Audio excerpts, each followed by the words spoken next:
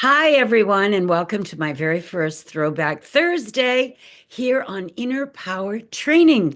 I'm Rebecca Tripp, and today we're taking a journey back to when I was a stewardess in 1967 for United Airlines. I actually flew for 35 years, so I have a lot of flying memories, but the 60s were truly the golden age of travel. And it was a time of elegance and adventure and incredible opportunities, not just in aviation, but all over the world, and mostly in America, where I was based. But for me, it was more than just a career. It was a lifestyle that gave me freedom. It allowed me to build side businesses when I felt like it. It introduced me to fascinating people from all walks of life.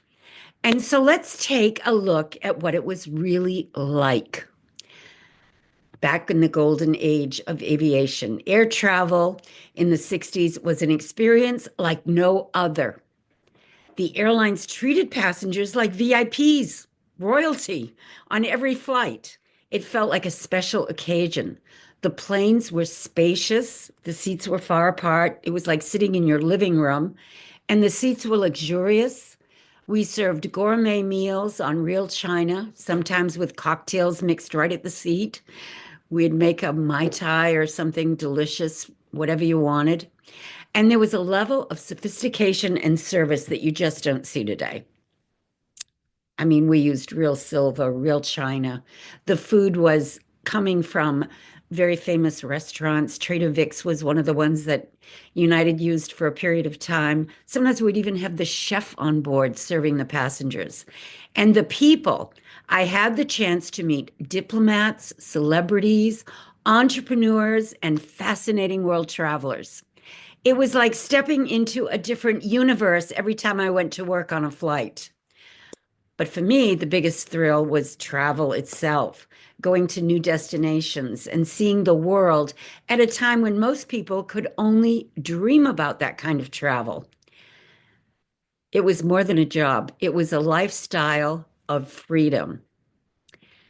Being a stewardess back in the 60s wasn't just a job, it was a passport to freedom. It really was. You know, back when I was 20 years old, when I joined the airlines in 1967, there just really weren't that many careers for women. Think about it. We didn't really have any, we had no female pilots in the cockpit back then. Some of them had flown in World War II, but they weren't being hired by the commercial airlines. There were no women at the executive level with most companies. There were no women business travelers in first class. Many companies wouldn't even allow women to travel back then. So it was a different time. And we had the freedom as stewardesses to travel the world. We had layovers in some of the most exciting cities in the world. I was flying domestically in the 60s with United. So I was laying over in San Francisco, and New York was one of my bases. Honolulu, I'd go to, and Chicago, Miami, fascinating places. And then on my days off, if I wanted to, I could just fly practically for free to Europe. I would go to Rome, England. I remember going to Copenhagen, or I could go down to the Caribbean and hang out in a beautiful beach resort. It was a really nice lifestyle. And I remember I'd finish a flight, and we always had a party dress packed in our suitcase because we always got invited to go out to fabulous places after the trip by the passengers, or, we'd go out with the pilots sometimes to dinner. And we would go to beautiful restaurants. We always stayed at very nice hotels in the heart of the city. It was glamorous, exciting, and full of adventure. But what made it even more incredible was the flexibility. We picked our schedules, and it gave me time. It wasn't just flying, I was also doing other things on the side because I would usually work 3 days a week and have 4 days off. So I was able to um, do some modeling when I felt like it. I studied acting in New York City with Stella Adler, who was an amazing acting coach. She trained people like Marlon Brando and many of the famous actors. That was a wonderful class in how to be more aware in this life. And I learned a lot of great things from Stella Adler. But I also had plenty of time to study metaphysics. And as I've told you before, when I first started my career, I met a man in the building I was living in Chicago who taught me how to use my imagination to visualize what I wanted. And I did it. And I was absolutely blown away when I found out, yes, if you visualize and believe that you've already gotten something, it will show up in your life. So I used my time in between flights to read a lot of metaphysical books because I really got hooked on it after that experience, to learn and to grow. And looking back, I realized that being a stewardess was one of the first steps in my journey toward um, being financially independent and personally independent, because along the way, I had many aha moments that made me realize you're in the driver's seat if you want to be. You can pretty much become the actor, the producer, and the director of your experience if you know some of the laws governing the universe. And that was what I was all about, was studying with metaphysical teachers and different metaphysical schools to find out exactly how these things worked.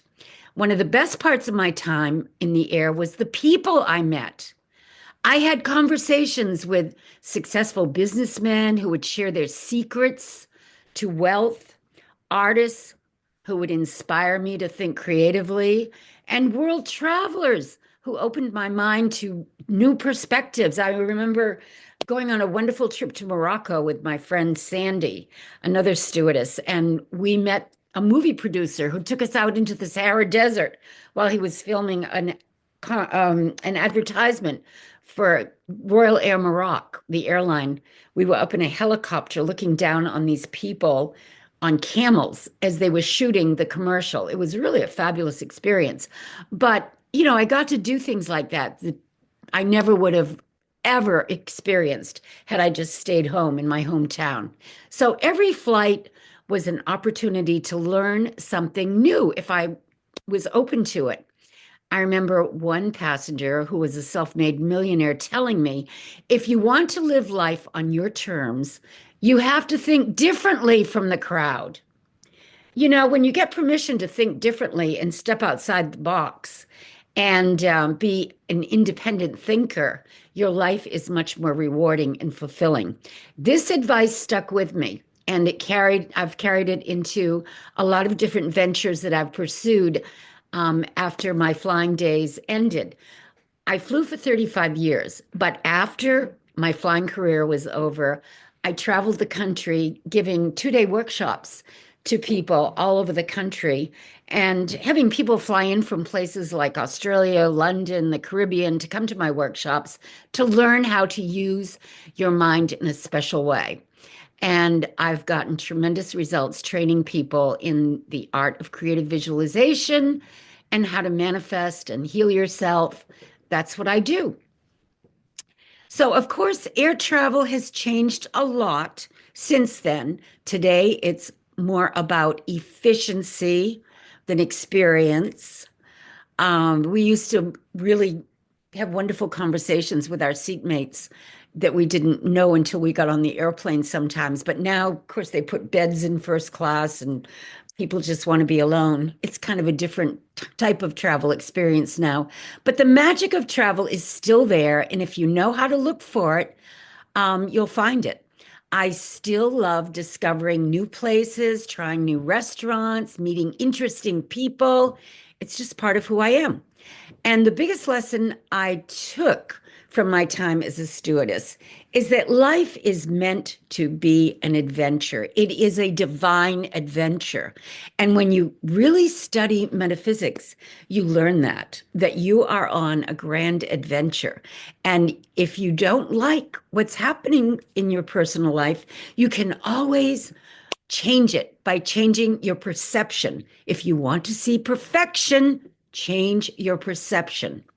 Whether you're flying in the 60s or today, the key is to stay open to opportunities. Surround yourself with inspiring people and never stop exploring. That's a mindset that has shaped my entire life. And it's something I want to share with all of you. So, what do you think? Would you have loved flying in the 60s or wouldn't it have been for you? It's not for everyone, but I'm telling you, I absolutely loved it. It was the perfect career for me.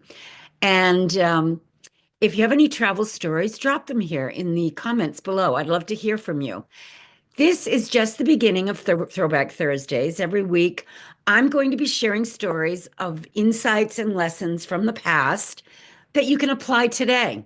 So make sure to subscribe and hit that notification bell so you don't miss an episode. And if you love to travel and want to connect, go to my website, rebeccatripp.com. You'll see that I have several books that I've written. The Secrets of a Metaphysical Flight Attendant. You'll see that on my website. And then I wrote The Secrets to Manifesting and The Secrets to Manifesting Mastery, which came out this year. And all of those books can be bought on Amazon. I invite you to check them out. You won't be disappointed. And happy